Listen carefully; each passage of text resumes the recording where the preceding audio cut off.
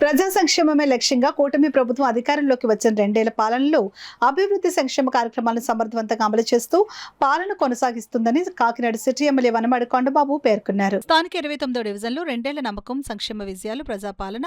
ఇంటింటికి అభివృద్ధి కార్యక్రమంలో శాసనసభ్యులు వనమాడి కొండబాబు పాల్గొని ప్రతి ఇంటికి వెళ్లి గత 2 ఏళ్లలో కూటమి ప్రభుత్వం అమలు చేసిన అభివృద్ధి సంక్షేమ కార్యక్రమాలను ప్రజలకు వివరించారు. ఈ సందర్భంగా కొండబాబు మాట్లాడుతూ రాష్ట్రంలో కూటమి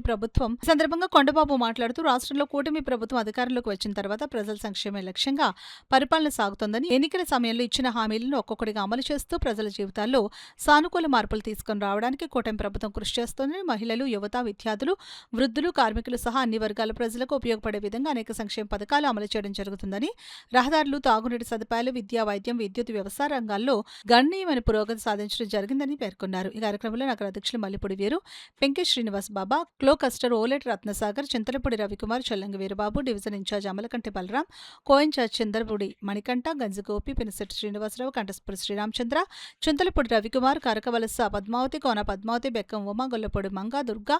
పట్నాల సూర్యప్రకాష్, చెక్కపల్లి బుజ్జి, బండి బుజ్జి, తమ్మన ఉదయభాను, కోనకల యువరాజు, కూటమి నాయకులు, కార్యకర్తలు తదితరులు పాల్గొన్నారు.